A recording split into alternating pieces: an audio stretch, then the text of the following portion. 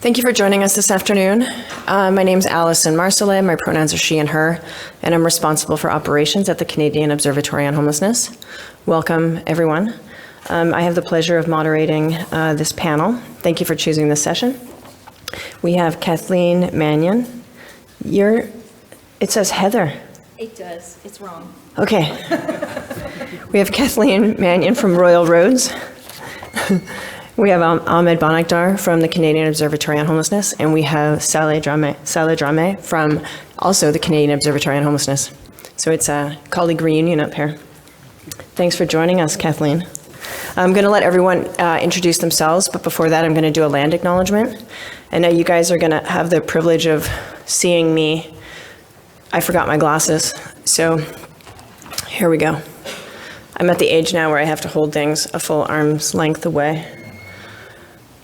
So this year's conference is being held on the traditional unceded territory of the Anishinaabe Algonquin peoples. The peoples of the Anishinaabe Algonquin Nation have lived on this territory since time immemorial. Their culture and presence have nurtured and continue to nurture this land. We acknowledge and celebrate the many First Nations, Métis, and Inuit peoples from coast to coast to coast who participate in this conference and lead the work to end homelessness across Turtle Island. So welcome, Kathleen.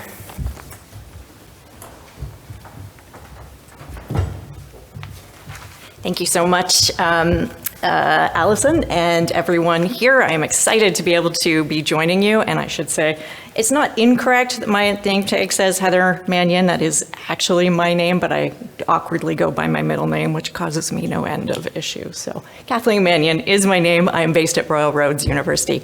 I am delighted to be here today to talk about Zero Ceiling, an organization I've worked with for a number of years.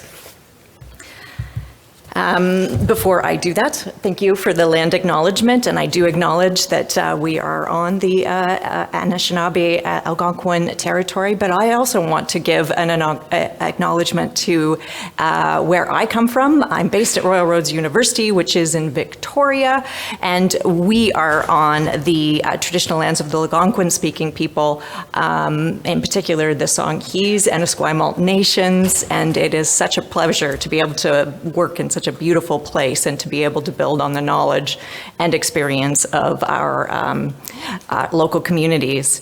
And Zero Ceiling itself is also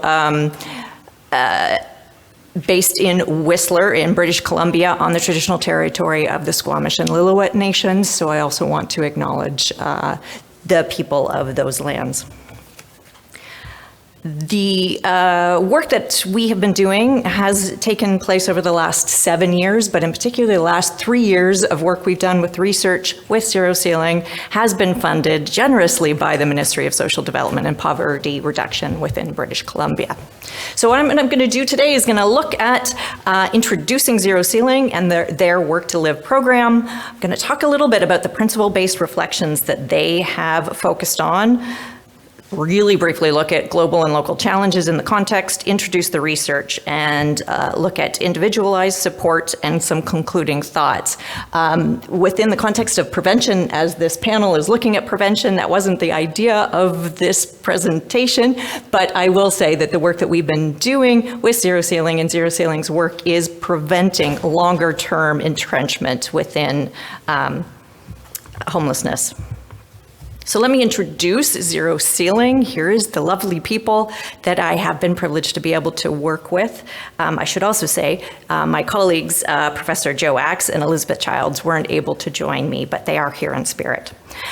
Zero Ceiling is a not-for-profit organization unusually based in a resort town of Whistler. It might not be the place that you think of immediately when you think of services to support young people who've experienced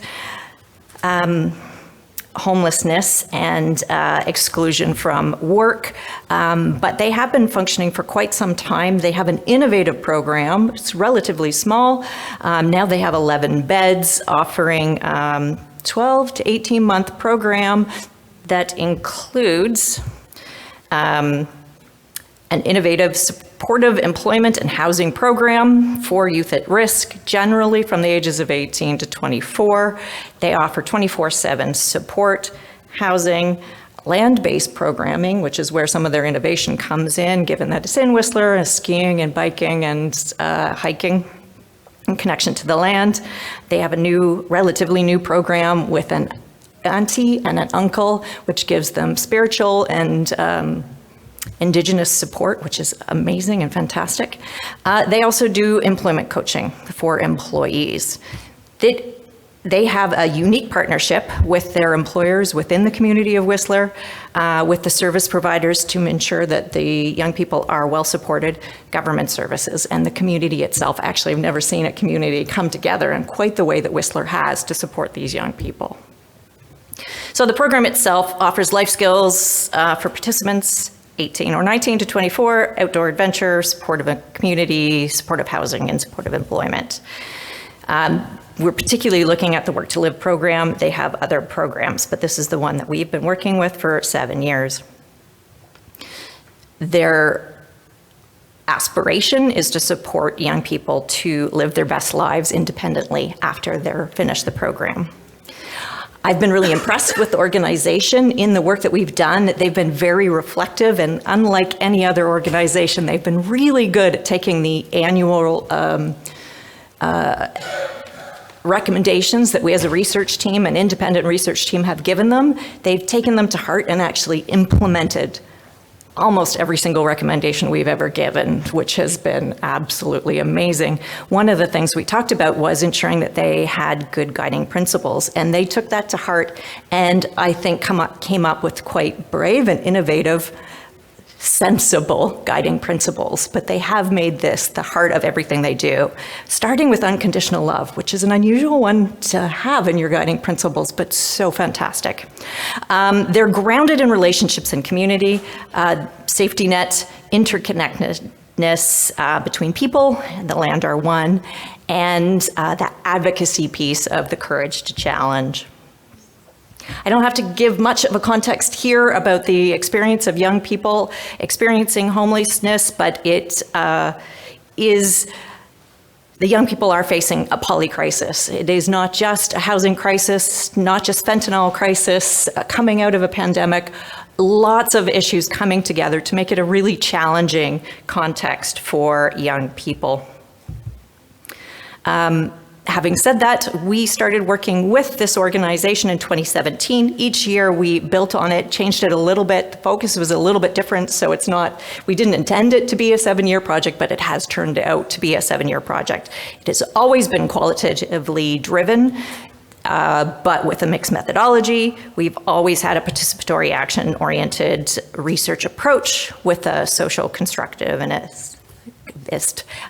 theoretical framework. We've always centralized or prioritized the voice of the young people. And the young people themselves have continuously said that they feel like their voice is being heard, particularly as the organization actions the recommendations.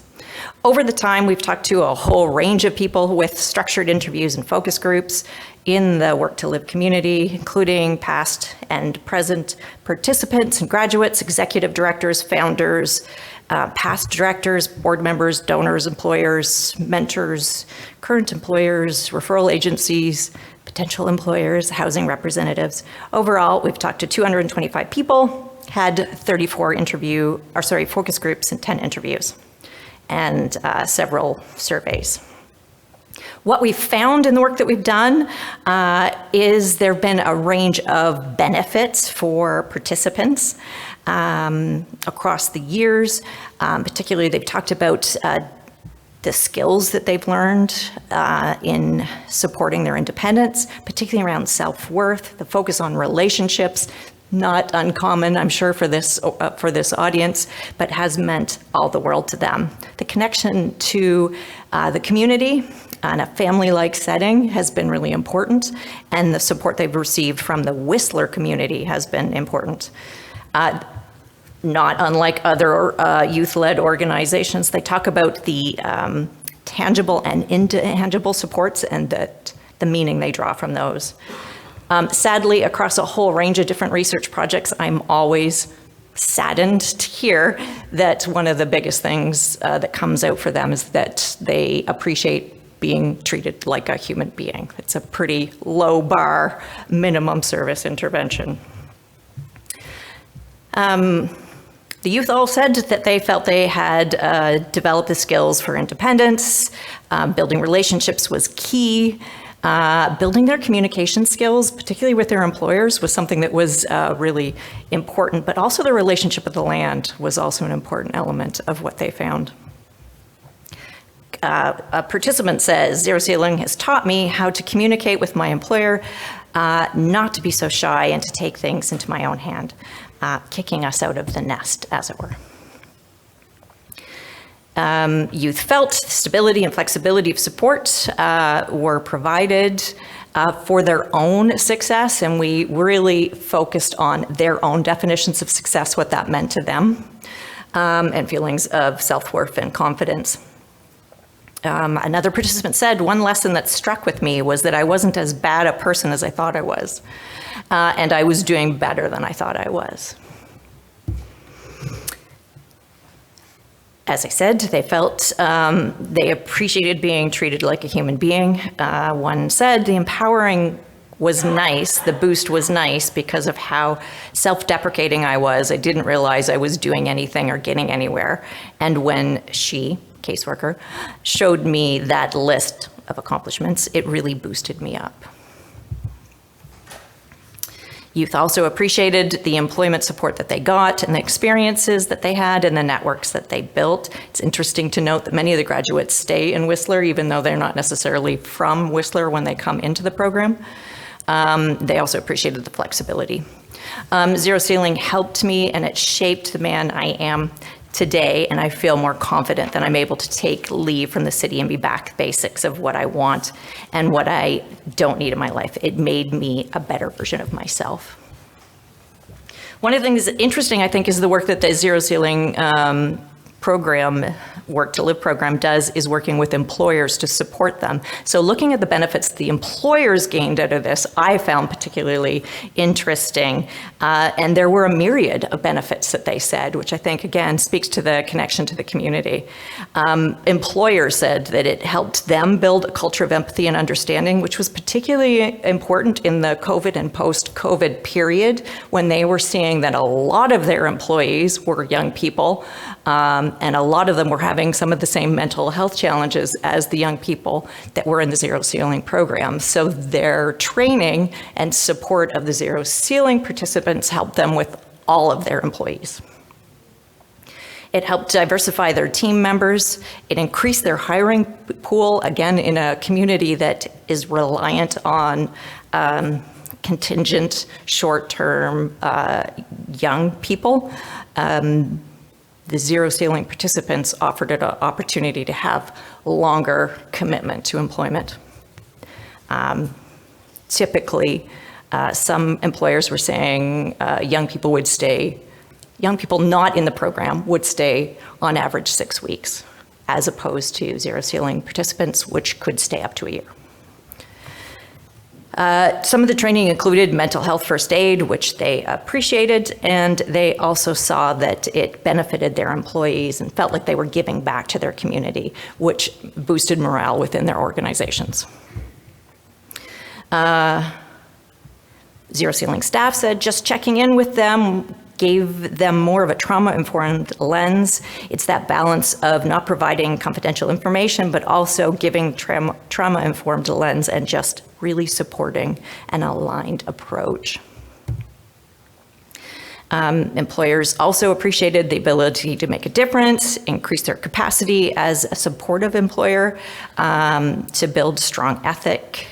They appreciated the strong ethic exhibited by the participants. They felt that they really wanted to make a difference and be successful in their employment, and they appreciated the coaching by Zero Ceiling. Another employer said, giving back to the community, helping people. I think it's a great program. It makes me happy that even though it is a big corporation, that we can hopefully still make a difference in someone's life. Makes me feel proud of the organization I'm working for. The partnerships worked best when the communication was good, which is the case in almost any organization and any work you're doing. But it was particularly evident within this program. Also, the flexibility and goal setting was important, particularly when some of the zero ceiling participants would have unplanned time off. So having that flexibility as an employer was important to the participants, but also it was important for the employers to know that they could do that and that their young people were working in a part of their organization that allowed for that flexibility, that allowed them to be able to work through discipline and approaches to working with these young people. Another employer said the idea that you need 100% from everybody in your business 100% of the time is an archaic way of thinking. A happy and supported employee is going to work harder for you than someone that you're beating with a stick every 15 minutes. Maybe not the most efficient employee, but they will stay longer, they will do more for you, and they will put their heart into the output of whatever they're doing. All of this, we focused a lot of our findings across the 7 years on the impact on the young person, the impact on the employer, but also the impact on Zero Ceiling itself as an organization.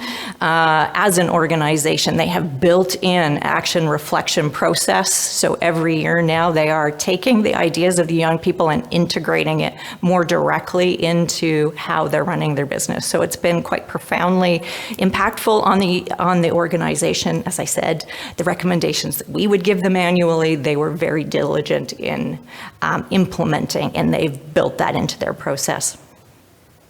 As an organization, they have learned to understand that the work that they do is about connecting to self, to land, and to the community, and they're building that into all of their programming. Building relationships with the lands and the community over time, rekindling and centering these relationships, respecting diversity through joint social action across the community of Whistler, and respecting diversity. It's all at the center of what they do now, partially as a result of the research.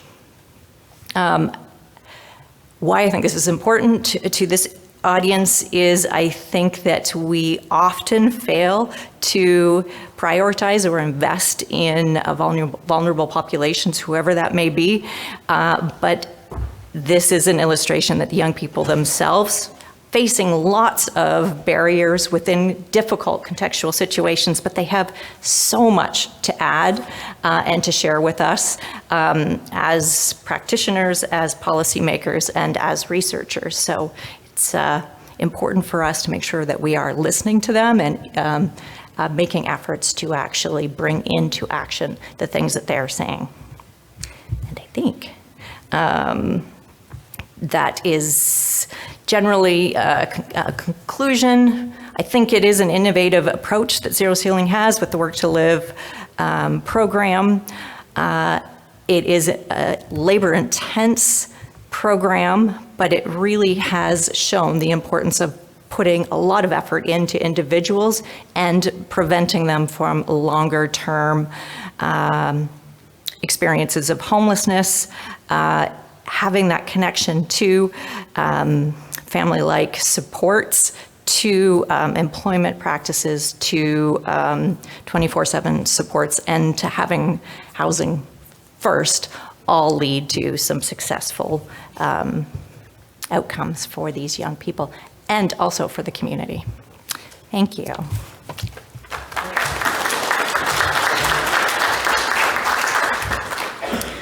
Thank you, Kathleen. Is it Ahmed next or Sallah? Yeah. Next we have Ahmad Bonakdar, who is one of the directors of research with the COH. And I'll try to get at your presentation. No. Yes, this is perfect. Thank you. Great. Excellent.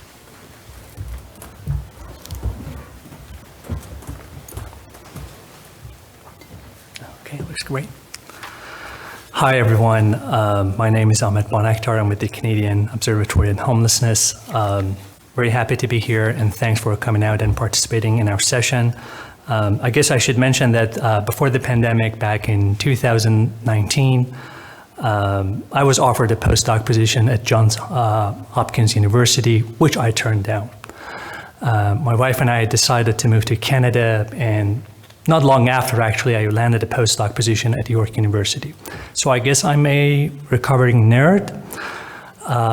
And with that, I'd like to begin today by discussing, how we could use data to inform program interventions for preventing youth homelessness. I'll be discussing Housing First for Youth demonstration project, which is a community-based longitudinal randomized controlled trial study. Of course, this is a teamwork, and many of my colleagues who are present in this room have contributed to the development, implementation, and evaluation of this body of work, with Stephen Gates as the main and the chief architect of the whole program model guide. Well, I'm coming from Toronto. The area is known as Toronto, has been caretaken by the Anishinaabe Nation, the Haudenosaunee Confederacy, and the Huron-Wendat. It is now home to many First Nation, Inuit, and Métis communities. I'd like to acknowledge the current treaty holders, the Mississaugas of the Credit First Nation. This territory is subject of the Dish with One Spoon Wampum Belt Covenant, an agreement to peaceably share and care for the Great Lakes region. So let me get us started by, this is better. Okay. By doing a little bit of intro about the Making the Shift Youth Homelessness Social Innovation Lab. Basically, it is a project, collaborative project launched in 2017 by the Canadian Observatory on Homelessness and Away Home Canada. The Observatory on Homelessness is a research-based policy partnership. What we're doing really is to bridge the gap between research and practice, and impacts, solutions to homelessness. We want to make research matter. Away Home Canada is a national coalition working to transform policy planning and practice. They also lead a national community of learning, which some of you might be actually on that platform, which is a great hub for knowledge exchange and dissemination.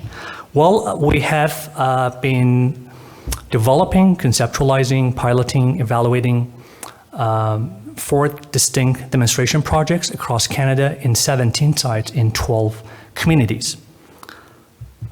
So just a little bit of context about where we have come from and where we're going with the Housing First for Youth framework. Well, it all started with the original Pathways model back in New York City in 1990s. So that program was developed by Sam Sembris and his colleagues. The program was designed to provide rent subsidies to adults experiencing homelessness with mental illness. And that body of work actually provided compelling evidence that this program works to reduce homelessness among those target populations. So the At Home Chez Soi project, a great team of scientists were behind the adaptation of that model in Canada in 5 Canadian cities.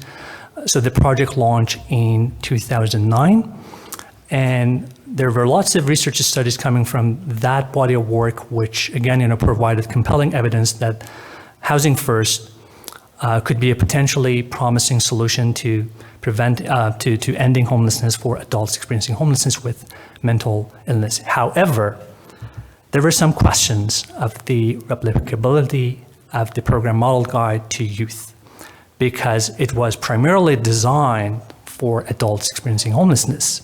And that's why the Canadian Observatory on Homelessness, led by Stephen Gates, developed the Housing First for Youth model, which catered and tailored the support services specifically designed to respond to youth homelessness. Because for one, the causes of youth homelessness are different than adult homelessness. They need social, emotional, physical support. They need life skills to lead an independent life. So the program model guide was designed with that in mind, based on 5 core principles: a right to housing with no preconditions, which means that support services are not tied to conditions such as sobriety. The program gives youth choice and voice within the confines of accommodation options, including transitional housing, supportive housing, as well as independent living. All these support services are geared towards positive youth development and wellness. And of course, we should be mindful of the fact that youth needs evolve over time, especially for Indigenous youth, racialized, as well as 2S LGBTQ+ youth. So in terms of the spectrum of preventive focused approaches to youth homelessness, Housing First for Youth is designed to help youth who are at risk or experience homelessness, help them quickly stabilize their housing and exit homelessness as soon as possible before homelessness becomes a chronic issue down the road. So we were primarily interested in understanding whether our program results in better participant level outcomes among youth population between the age of 13 to 24. Of course, the majority of our participants were around 18 to 24-year-olds.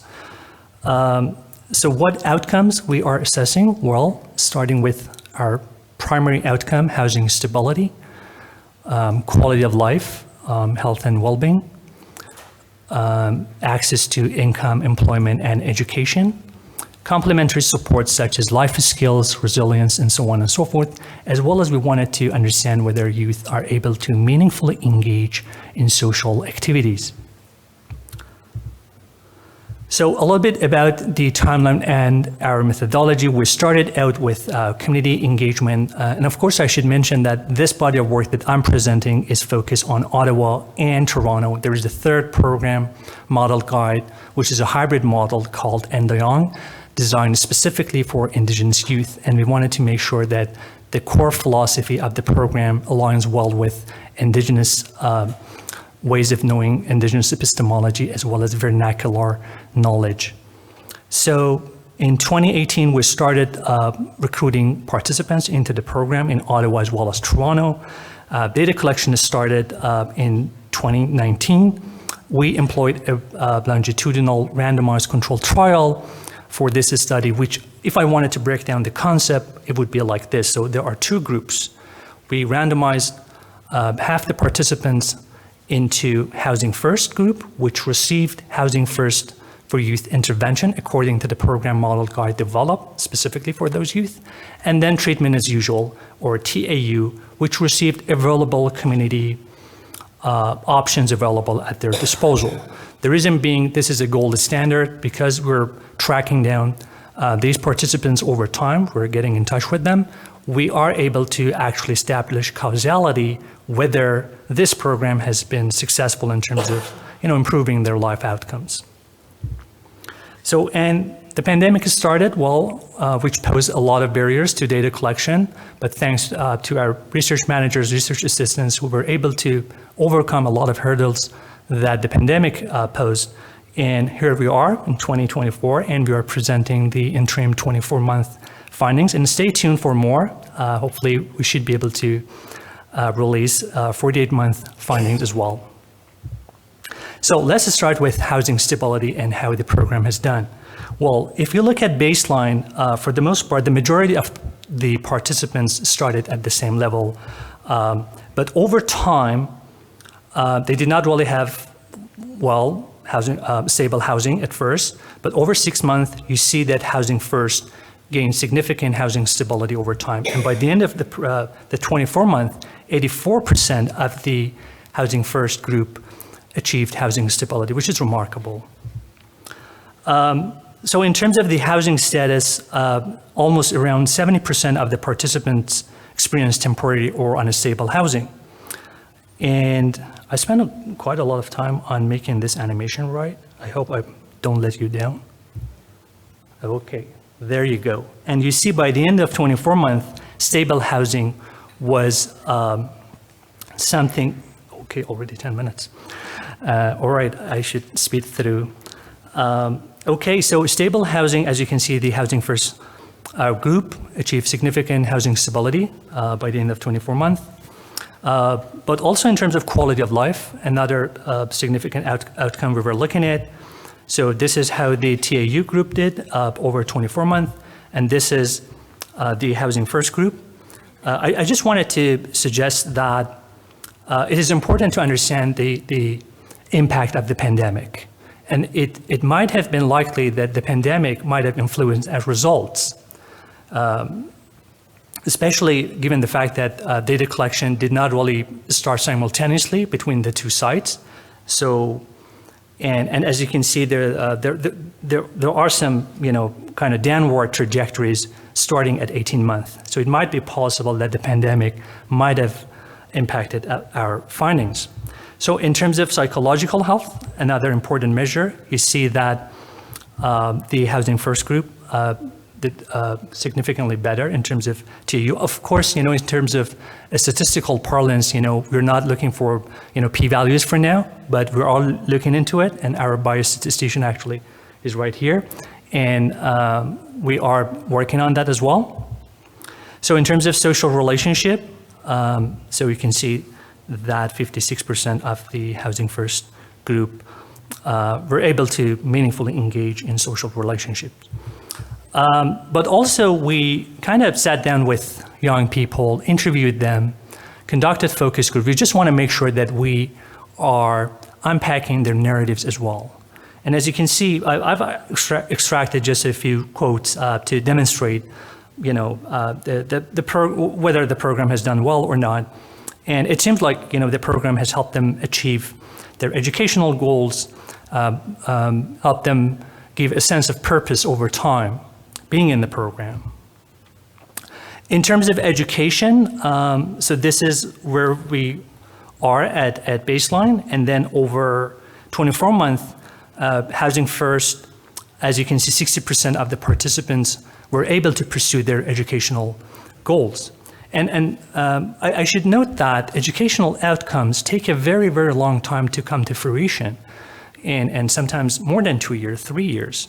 So we should be mindful of that. In terms of employment, this is where we were at baseline, around 50%, almost equal in both groups. And over time, it has declined actually.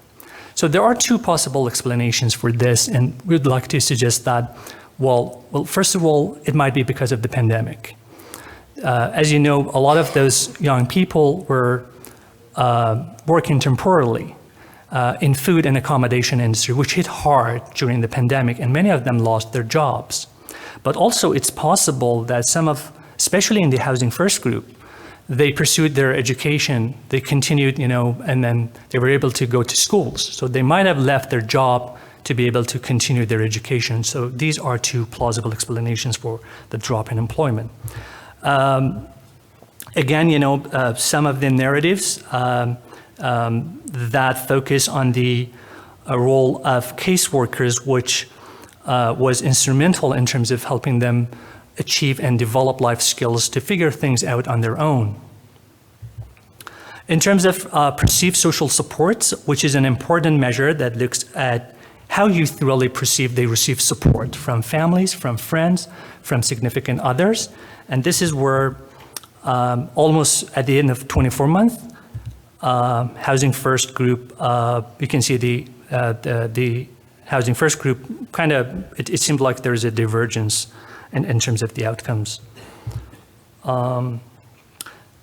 So in terms of complementary supports, life skills, money management and budgeting. And of course, there are many more outcomes, and I'm just trying to kind of give you like a glimpse of how the program has done in terms of improving participant level outcomes. So in the Housing First group, around 75%, and these scores are on a scale of 0 to 100. Am I doing in terms of time? Okay, close to, okay, thank you.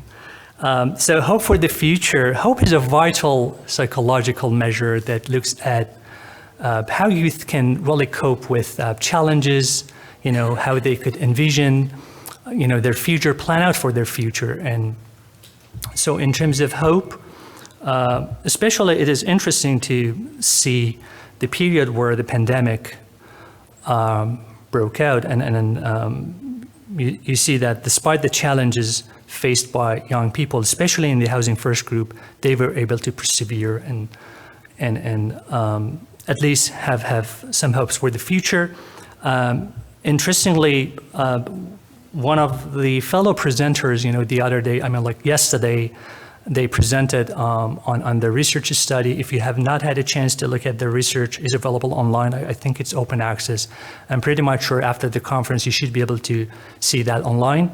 So they looked at more closely, and they took a deeper dive into how, youth experiencing homelessness envision their future. And our last measure that I just wanted to cover here is resilience, which again it's an important measure. And if I wanted to break down and unpack this concept, so basically resilience refers to the ability of us to bounce back after going through rough patches, after experiencing difficulties. It's a capacity to live with purpose. We could persevere and go through difficulties and then bounce back and continue, which is an important measure. So this is how the TAU group, in terms of the scores, the higher the score, the higher level of resiliency among participants. And this is where we can see some gains for the Housing First group. Of course, mindful of the fact that the pandemic posed a lot of problems for people, and not just for youth experiencing homelessness, all of us really. So I just want to conclude with saying that, okay, the so whatness of the research, of course, we're working to kind of get out the results pretty soon, but it seemed like we could say that Housing First for Youth has shown some efficacy and seems to be a very promising approach to preventing and ending homelessness. So on the policy front, I think it's time to kind of do a little bit of advocacy at the federal level, and they should start thinking about incorporating the Housing First for Youth model into the updated national homelessness strategy.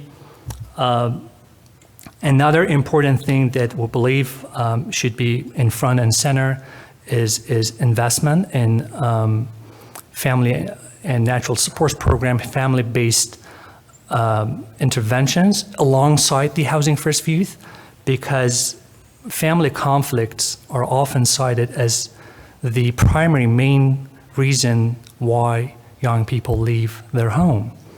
And I think it's important because no matter how good a Housing First for Youth program is, they cannot really catch up with youth or who are at risk of or experience homelessness. We need to address at its source. Provincial and territorial governments could also invest more in the Housing First for Youth programs. They could build capacity among communities, provide funding, and provide training and technical assistance. Thank you so much for your attention. I just wanted to mention that in 2025, between February 24th and 26th, we have International Conference on the Prevention of Youth Homelessness. There's a QR code that you can scan, actually right there. If you're interested, just check it out. And of course, it's available on our website. Thank you so much. I'd be happy to take questions and actually turn it over to our moderator. Thank you so much. Thanks, Ahmad. We'll do questions at the end. And next we have Sallah Drammeh, who is our biostatistician at the COH.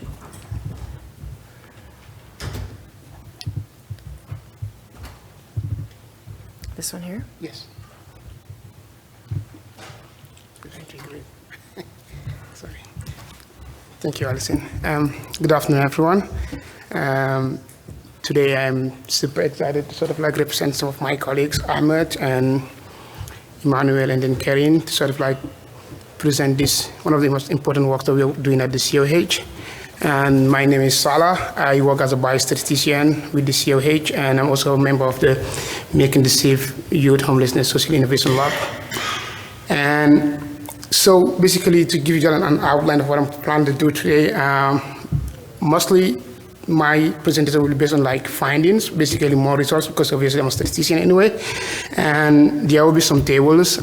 Sorry, I might have to, it might be a bit numbers for a few minutes, but then hopefully I will also walk you through some of the policy implications and what we think people that sort of like designing these policies can do to address some of these issues that we'll be talking about today.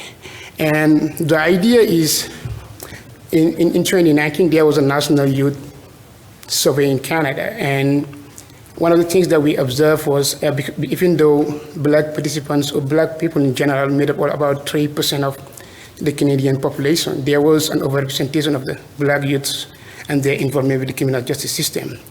Hence, that's why we sort of like looked at youth and their involvement with the criminal justice system, but also like focusing on Black youth in particular. And I would like to give like a bit of a background on why we think this study is necessary. And like I just said earlier on, in 2016, the first Canadian or pan-Canadian youth survey was conducted, and they had about over 1,100 participants across 47 communities and 10 provinces in Canada. And one of the things that was super disturbing was that over 40% of these participants experienced homelessness when they're super young, about 16 years old. And over 28% of them identified as members of the racialized communities, and this involved both Black youths and people that identified as indigenous people. And one of the findings was that youths that are experiencing homelessness had more likelihood to be involved with the criminal justice system. And because the criminalization of homelessness, a considerable amount of resources is put into policing these youths and sending them to jails and stuff like that. And for Black youth in particular, because most of them also have encounters with the criminal justice at a very early age, especially in schools, where they sort of like have to put them through like disciplinary committees and stuff like that. That's why we sort of like looked at this relationship. And the racial disparities in the law enforcement, and also like looking at the case of the Black youth, in 2003 to 2012, a study that was conducted in Toronto Police Services found out that racial and social profiling mainly affects Black youth and also of youth that identified as indigenous participants. And this data showed that for Black youth participants, there was an increase of over 42% in the number of stops that was conducted by these police services. And they also looked at the ratio of stop and arrest, and they found out that there was also an increase of almost 45% when you looked at Black youth participants in these communities. And another study that was conducted from 2008 to 2013 found out that even though Black youth in general made up less than 1% of the Toronto population, they constituted over 10% of all the police checks that were conducted during this period. And like you just said earlier on, because Black youths in general have the encounters with the criminal justice system through their schools or vocational training centers, a study that was conducted by Hale and their colleagues in 2016 found out that compared to white youth in the school, Black youth participants were 5 times more likely to be stopped by the police, and also over 6 times more likely to be cited by police officers during this period.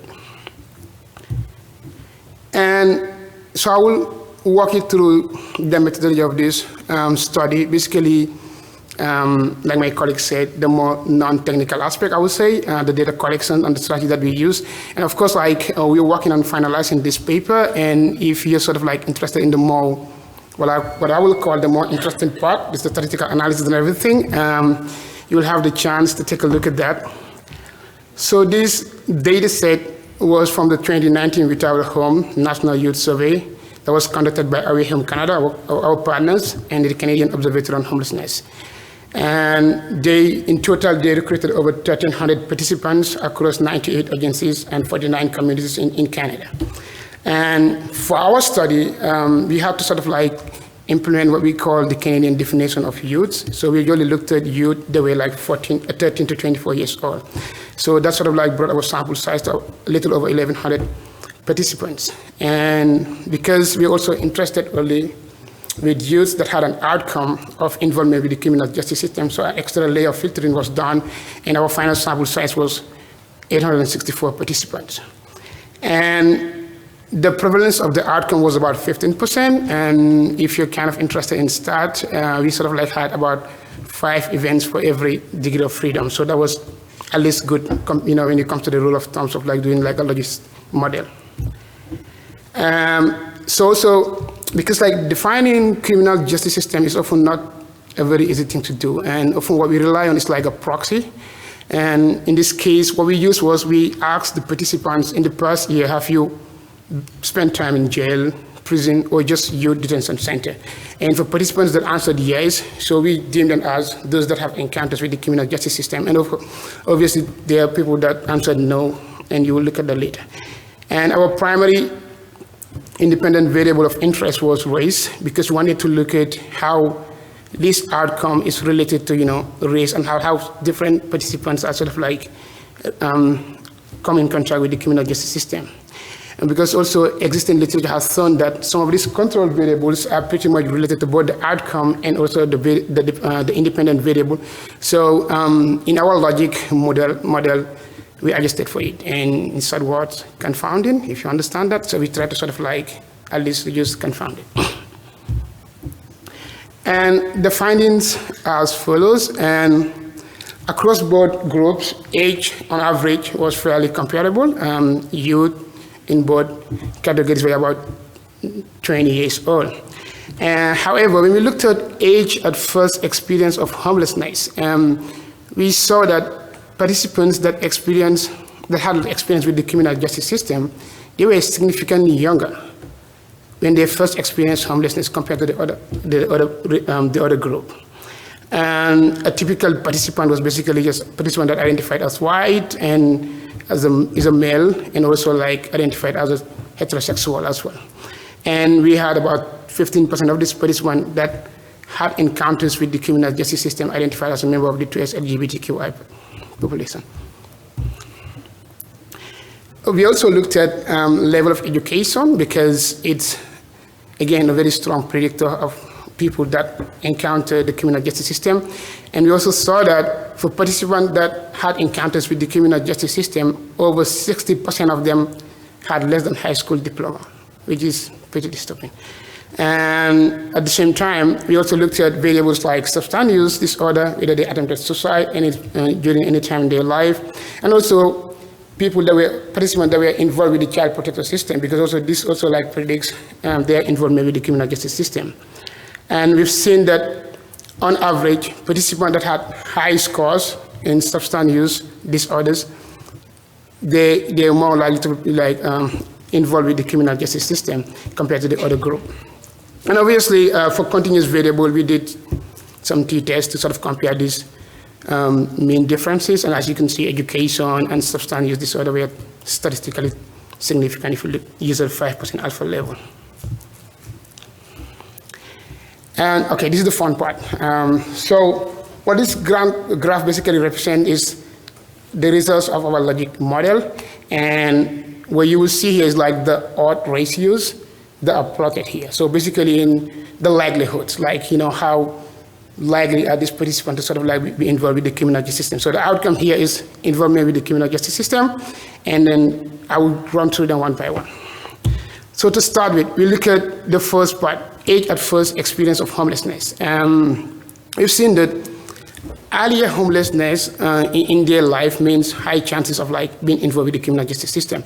Again, in simple terms, for every year that we delay a youth, opportunity or chance of being homeless, we're basically reducing their chances of being involved with the criminal justice system by 14%. So for every additional year that they are not homeless, the chance of being involved with the criminal justice system reduces by 14%. And we also looked at we also looked at gender identity, and we've seen that male participants were also like 3 times more likely to be involved with the criminal justice system when compared to the female participant. And our variable of interest is race, and here is where it gets a bit interesting. We've seen that black participants compared to the reference group, which is white participants, were 4 times more likely to be involved with the criminal justice system. And we also looked at substance use disorder, and this one is pretty interesting, and also like calls for more effort when it comes to like at least building centers that sort of like deals with substance use and others. We've seen that in a survey that was conducted to sort of like measure this use, for every participant that score additionally 1 more point, your odds or your chances of being involved with the criminal justice system increases by 44%, almost 50%. It's a pretty high number.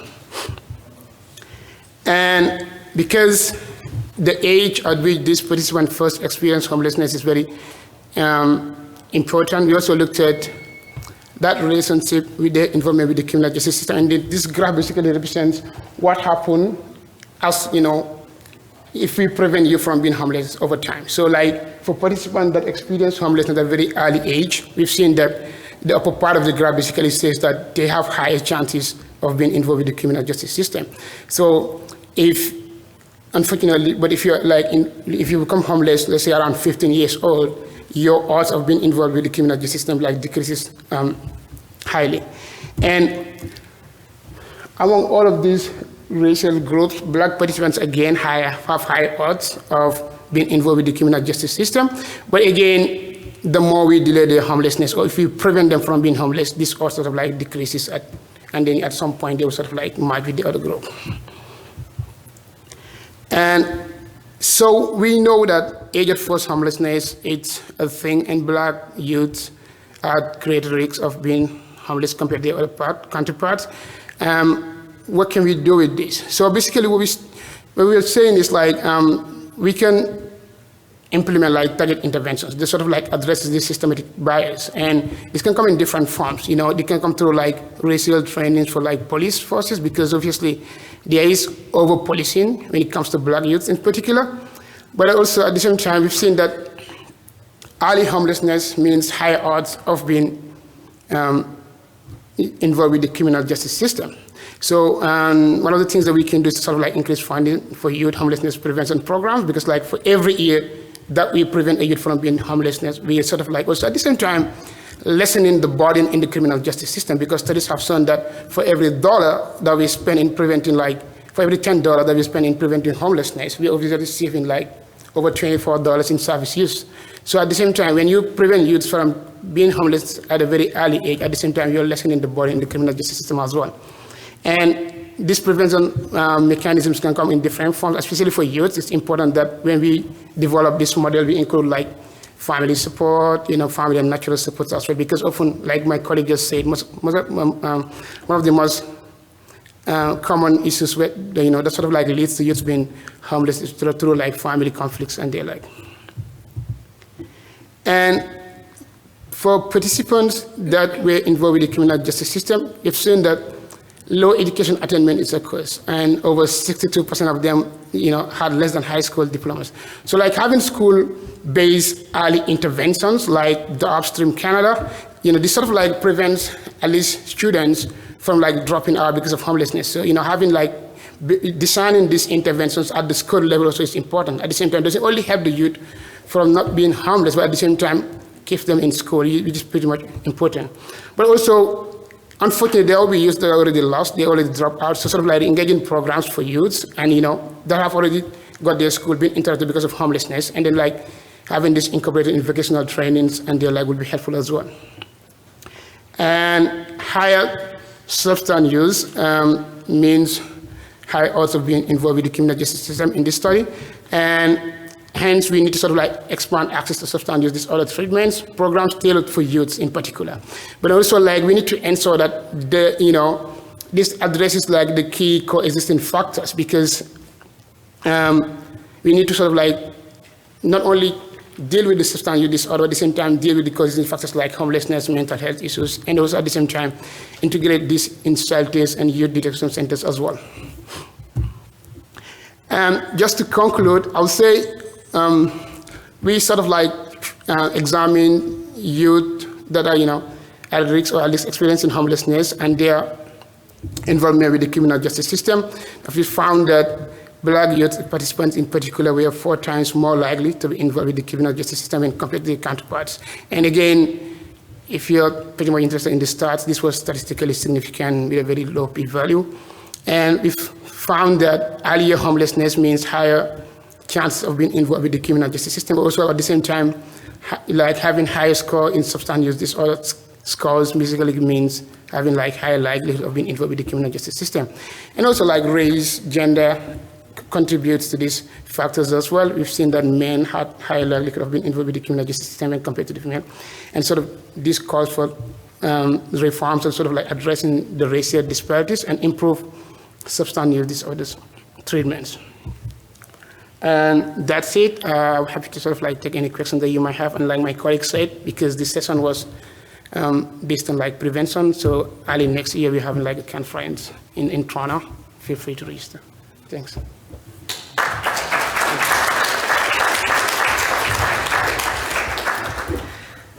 Thank you, Kathleen, Ahmed, and Sallah. Is there yes, I see that there is a wireless mic. Okay, great, thank you. Do you have any questions? Thank you very much. I thought the 3 presentations were great. Ahmad, I'm wondering, you mentioned that there were 2 sites, Toronto and Ottawa. I forget which was which, but one was specifically for people leaving the youth protection system. Did you see any differences across the 2 sites? Thank you. That's a great question. Actually, I was concerned if someone asked that question. Yes, that's a great question. For the analysis purposes, actually, we decided to combine the 2 sites because of our sample size. In Toronto, we were able to only recruit 62 participants, and in Ottawa, 86 participants. And for statistical power, of course, our biostatistician is right there. So apology just to explain this, but we did not really have a chance to kind of separate things out, but we are going to. Just off the top of my head, the participant demographics were a little bit different in terms of, in Ottawa, youth were experiencing homelessness, and those were recruited into the program. But in Toronto, there were youth coming from, like you said, youth provincial care system. I believe that our results was a little bit more significant in general in Ottawa rather than Toronto for the most part, and I see nodding heads from my colleague over there too. So yeah, this is like a preliminary finding that we found out that Ottawa generally did better in terms of improvement in outcomes compared to Toronto. But stay tuned for a more nuanced analysis of the findings. If I may, Absolutely. You presented kind of averages for every time point, but you didn't say anything about missing data. Kind of how did you treat missing data? I could talk all day long about missing data and the challenges we were of course, my colleague, would you like to weigh in? Oh, okay, so. Yeah, thank you for that question. We employed the hybrid model in this case. Basically, what we did was we prorated scores for participants that answered at least 70% of that survey. And this result, I must say, it's just based on like descriptive statistics, and we are working on the model stage because one of the challenges that the COVID posed for us was we had to re-update our statistical analysis model because of the pandemic.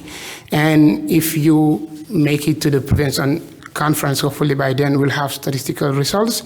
And at the same time, to answer your questions about different cities, in our modeling stage, we are modeling for different cities. We're going to adjust for cities because obviously interventions might differ slightly across cities, so we account for that in the modeling stage. So, and when we do our final statistical modeling, we will do multiple imputation at the latest stage. So basically what I'm trying to say is like we do multiple imputation, not at the item level, but at the score level. And at the item level, we do proration. So it's more like a hybrid model. Thanks. I'm happy about that. I did not understand that. Do we have any other questions?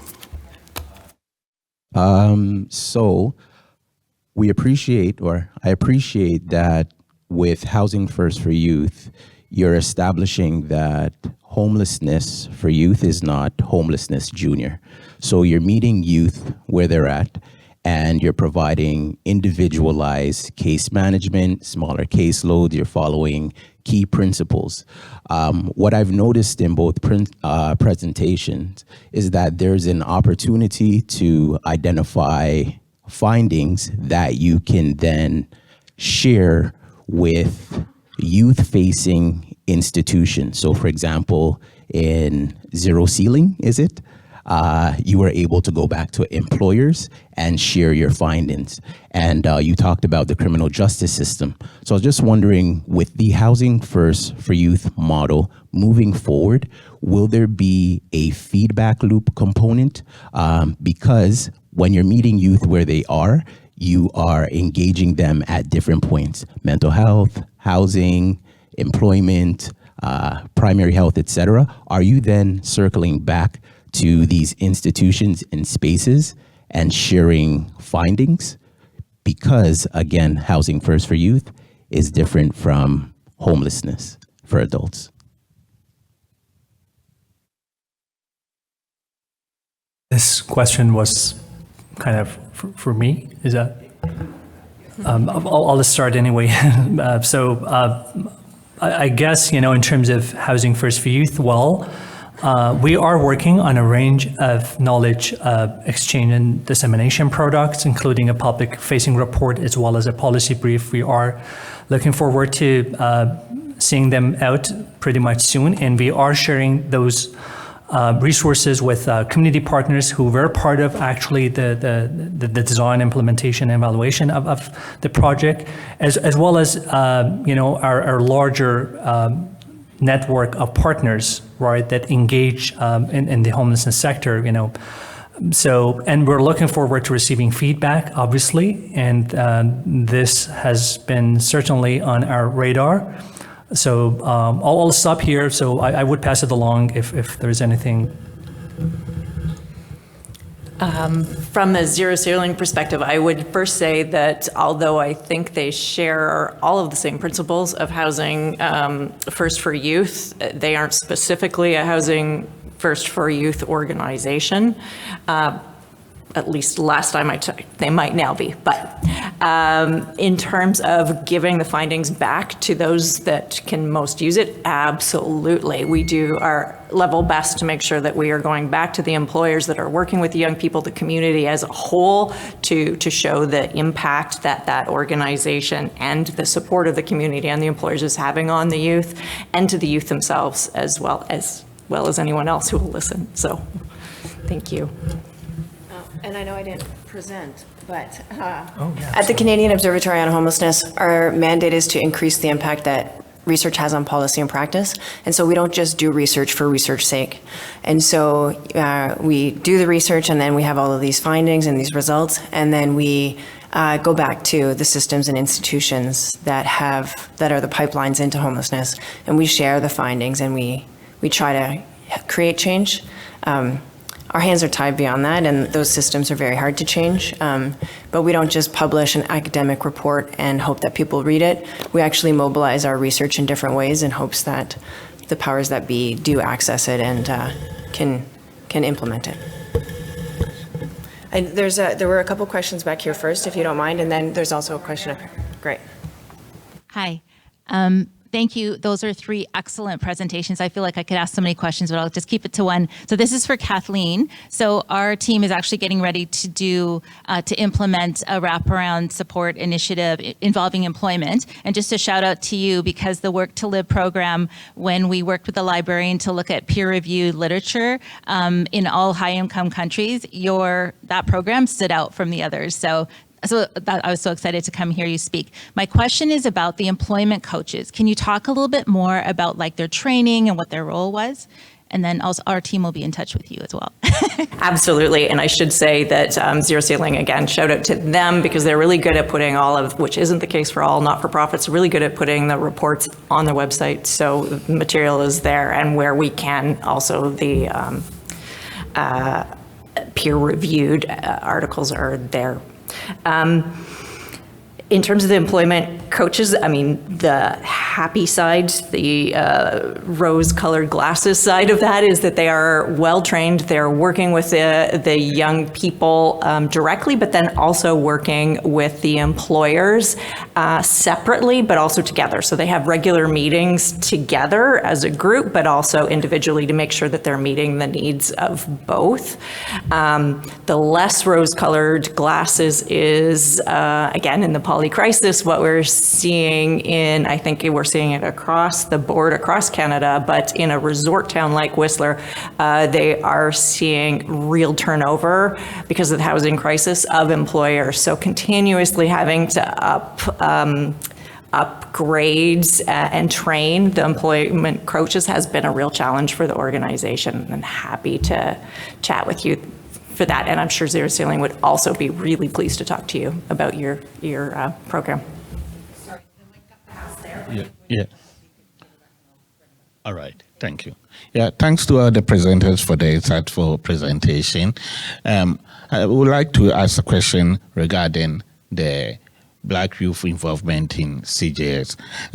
What was the finding with regards to the DV, that the dependent variable, involvement in criminal justice system?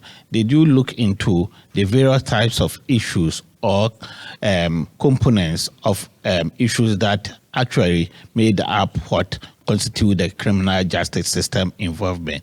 And to what extent, if any, you look into which one of them was significant? Because some of the involvement or issues might not be so as serious as might indicate the youth involvement calling for some sort of critical action, and some might be heavy weighted that might need immediate attention. Which one of them, if any, were identified in your study as being promising that maybe with regards to youth homelessness we need to address and focus on so well? On the first part, yes. So basically, we considered numerous variables as a proxy to this definition, and one of them was like police stop and such. But what we realized was like sometimes police stops or such can be like false alarm, and it was pretty much common across all boards. And we looked at issuing ticket or not. And one that stood out and wasn't like very common at the same time, one thing I can say is like we also measured how many times they spent time in jail. The reason why we went for spending time in jail was that for a participant that went to jail will have like most likely like numerous number of police sites and police stops. So we sort of like deem it more accurate, or as like a bigger reflection of like being involved with the criminal justice system. And sorry, the other part of your question was like which variable was significant?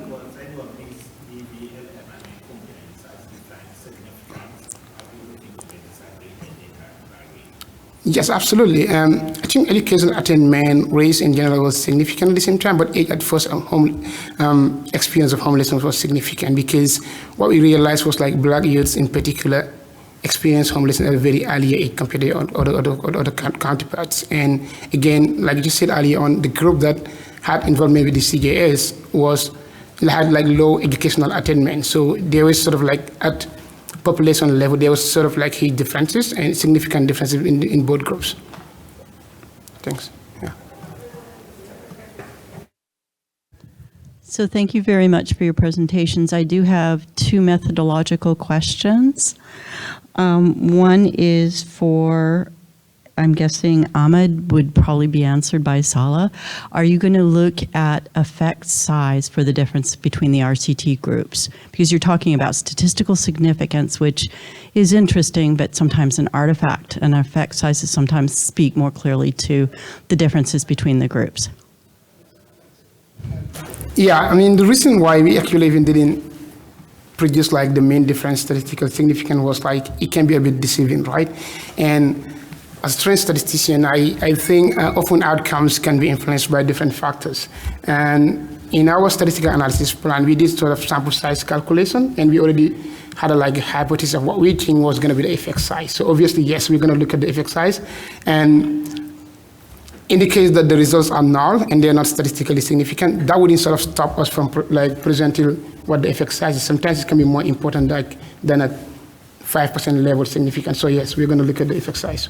Yeah, because sometimes a very statistically insignificant effect, statistically insignificant size can still have a fairly sizable effect, especially if the cost is, the physical cost is less. Absolutely. 5 minutes of transcendental meditation for children at the age of 3. No, what was it? It's not, it's just, it was TM, 5 years of age, reduced hyperactivity. Yes. In the classroom. So it was a great study in Argentina. But for, I'm going to get the name right, Kathleen, with using participatory action research, how were the youth involved in, you talked about releasing and doing the knowledge translation, but how were the youth involved in the design and the movement forward? It's a great question. I'm still mulling over the idea of transcendental meditation at age 5. I'm pretty sure my parents did subject me to that too. So I'm like, oh, am I fidgety? In terms of participatory action research, it grew as we moved along the process. We had fairly standard mechanisms for working with young people. So early on, the young people weren't particularly involved. We were first centering their voices, but it was with us coming in with the design. We worked with them through the years because, of course, there was turnover of the young people as they graduated to work through the design, and going back to an earlier question, the young people actually co-created the handbook for training employers and young people. So it was more young people, which is not uncommon, but young people were more involved in later aspects of the research than earlier aspects, though we're trying to turn that over and get them more involved in the design. Interestingly, my background is all working with children and young people in arts and participatory approaches. These young people pretty consistently have pushed away some of the more creative and arts-based methodologies, which I have found quite interesting, but I'll keep pushing. Thank you.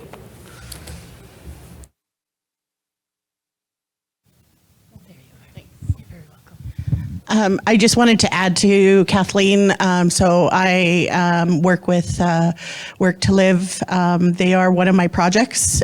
So I just wanted to say some great things about Zero Ceiling and the work that they do. I've been fortunate enough to be part of their annual fundraising event, and I've been able to see these youth also participate at this event, and it's absolutely amazing to see their growth and how strong and resilient that they've become being in this program. And they've personally talked to me and told me what it means to them and the staff of Zero Ceiling. I wish they were here. I'd like to acknowledge the heavy work that they do. And I just want to state that they are the epitome of Service Canada and the principles of Service Canada, which is partnerships, huge partnerships. And they do have that in Whistler. They've brought that together. So they do have an annual event that brings in all of these partners, and they've pulled in a substantial amount of money. And that's what we teach all of our projects to do, is to really go out into your community and try and pull those pieces in. And Whistler definitely has. I have to say that Whistler's one of our newest projects, but they've grown so quickly and so fast that they are one of our top BC projects. So kudos to Zero Ceiling and Work to Live. Make me cry, but I will pass on that message.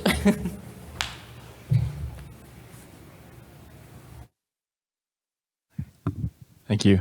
Just a quick question for you, Ahmad. On the slide you showed about the hope rating, I was just wondering if you could give us a sense of that scale. I think the numbers were in the 30s. Is that a 100-point scale? And then what are, if any, some of the challenges or barriers that you see to do with that, to raising the hope? Of course, those numbers, sometimes are numbers, and we want to unpack youth narratives as well, right?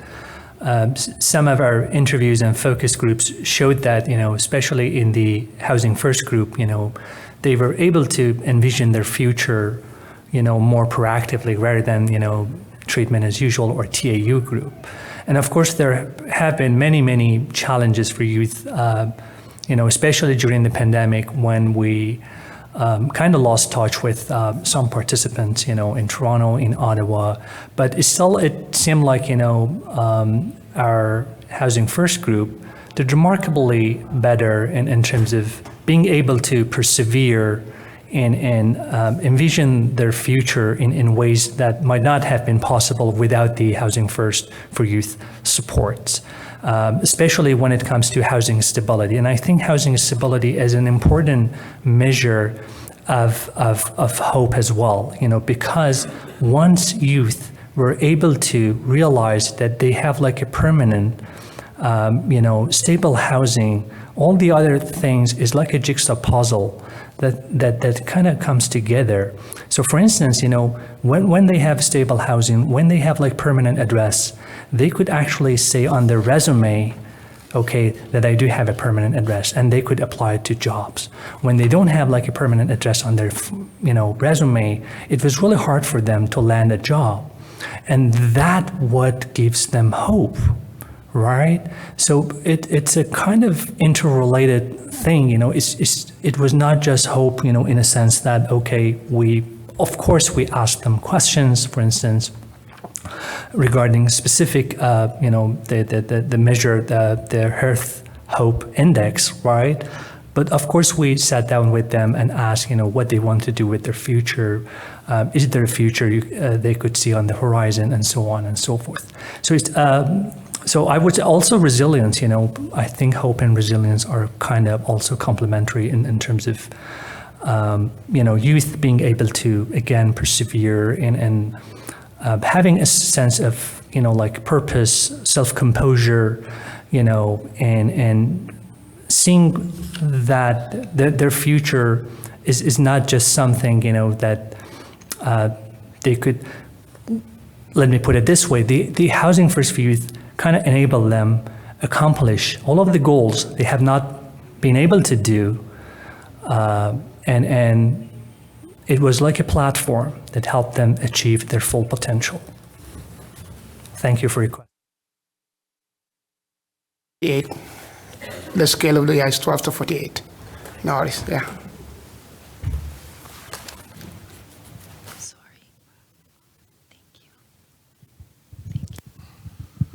Hello, Ahmed. My question is for you. I'm Elijah from Winnipeg.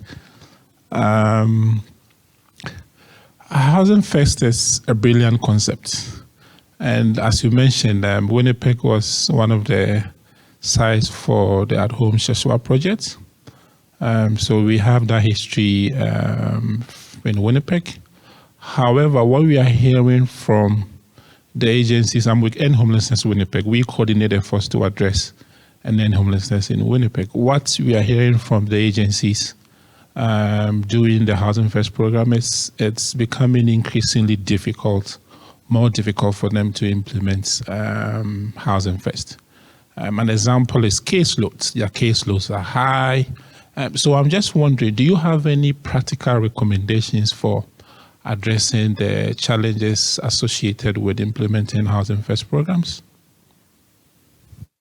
A very good question. I hope that I would have like a very straightforward, clear-cut answer for you, but well, what I can think of, you are right. Housing First for Youth is maybe kind of an expensive program when you put it that way. I mean, like in terms of caseloads, I think the ideal caseload number is between 7 to 10 for each caseworker working with participants, but sometimes it's not really feasible for community agencies, right? And sometimes they have like higher workload.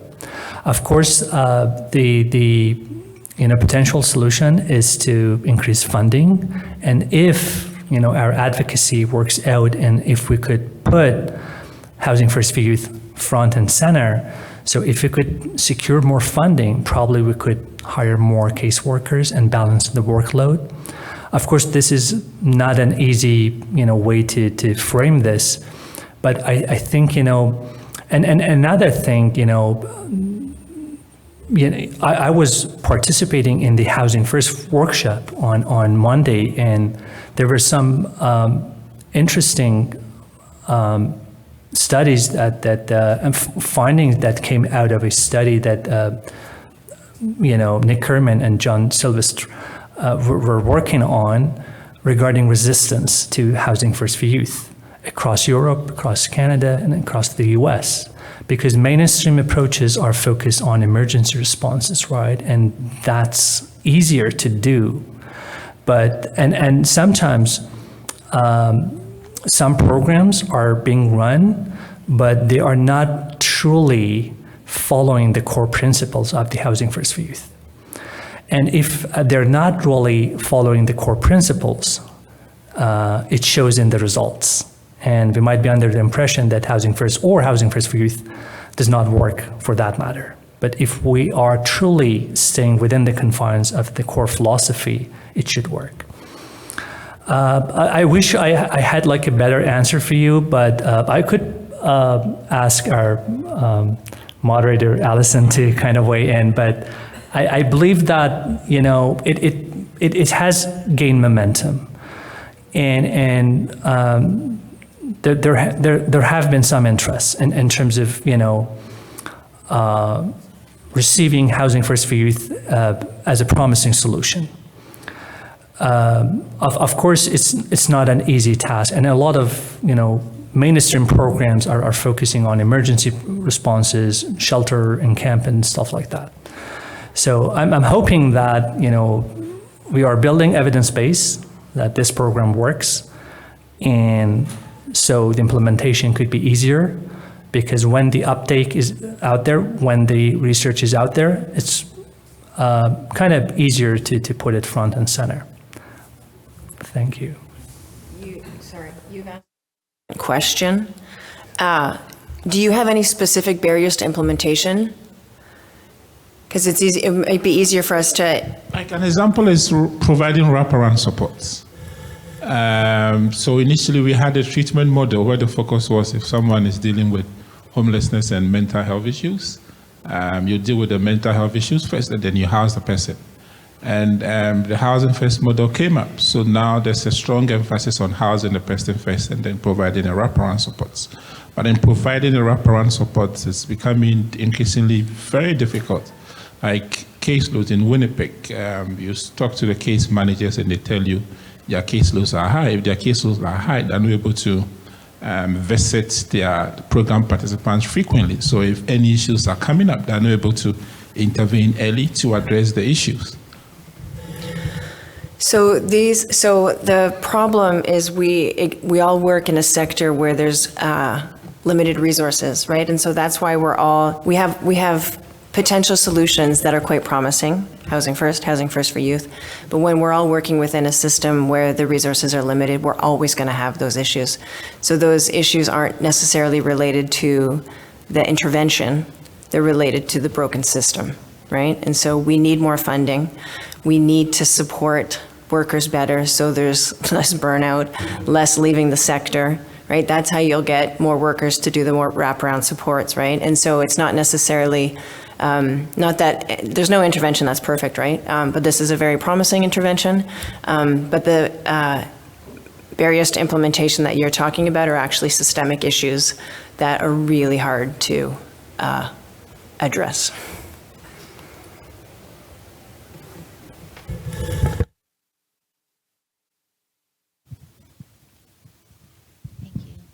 My question's for Ahmad. It's a little bit of a challenging question, if you don't mind. So I loved your slides. Sometimes it looked like there was a really big difference between the treatment as usual group and the intervention group. But then when I looked across to the left, I saw, oh, it's actually only like a 1 point difference. So I guess my question is, do you, like, because you're talking about it like it's a really positive intervention, and I think it is, especially around housing stability, but are you also going to talk about, well, you know, maybe we didn't improve as much as we wanted to in this area? Like, for example, resilience was like less than a point different. That's absolutely right. And well, of course, it's a challenging question, and we were supposed to be taking challenging questions as well. Otherwise, we're not researchers, right? So, well, first of all, it was a mixed method approach. So we did not really only rely on numbers. And that's why, you know, I incorporated a lot of narratives from youth. We wanted to make sure that we are doing triangulation in a sense that, you know, qual data also speaks to quant data, right? Sometimes, like you said, you know, we're not seeing those improvements as much as we would have liked to see. So we also looked at qual data, and in majority of cases, actually, Housing First for Youth proved to be an efficacious intervention in terms of, for instance, resilience, hope for the future. I would suggest, for instance, looking at the paper that came out just recently on hopes for the future exploration of youth experiencing homelessness.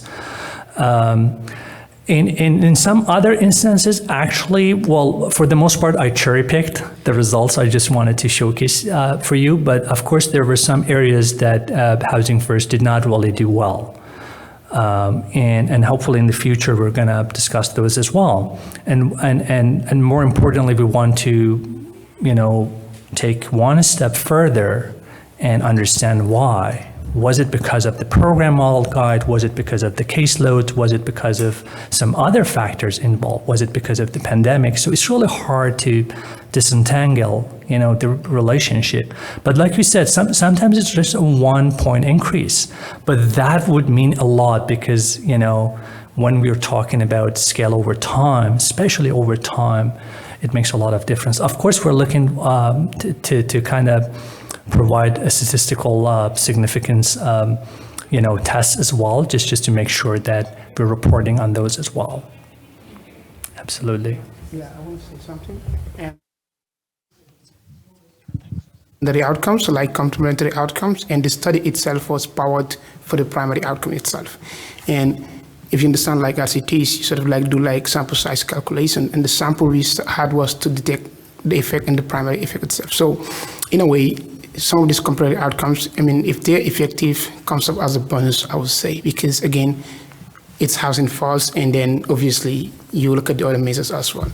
But yeah, we will do a test, and obviously, as any other like study that has like multiple comparison, we are not expecting all of them to be statistically significant, or at least the effect size to be huge. And if you understand how psychometric works as well, sometimes a 1 point difference is pretty huge, because, you know, this is like, you know, you average this out from multiple items. So oftentimes in psychometrics, you don't expect to see like 20-point differences or 40-point differences. The reason why also it's very apparent in the housing stability, the measure itself is different. It's actually measuring like the proportion of time participants spent on a housing. So in this case, it's already in the percentage form. The other one is in like mean score, which is pretty much continuous. So 1 point, like, 1 point can, like the effect size of 1 point is pretty much huge. And whether it's statistically significant or not can mean something else as well. No, thanks. Yeah. Like, Hopefully it's a short one. Quick comment? Yes, it's just a quick comment. Like I'm Eric Latimer, I was the lead investigator for the Montreal site of At Home Chez Soi, so I looked at those data in great detail, and we did not find much of a difference other than in housing stability between the two groups with a much larger sample size. So really it was much more in the qualitative data, echoing what you were saying, Ahmed, that it was clear that in general, overall, people in the experimental group were doing better. So I'm actually not very surprised that you wouldn't be seeing a tremendous amount of difference between the two groups. So, I mean, people are coming into the study already with a lot of issues and baggage, and it takes a lot of time for people's lives to change a lot. Thank you. Yes, absolutely. And I believe that for the most part, I think in terms of housing stability, we've seen significant gains, but not so much, significant gains in the other outcomes. And that's why we decided to go for a mixed method approach in the first place, to just make sure that we are unpacking the narratives further. Thank you so much. And thanks everybody else.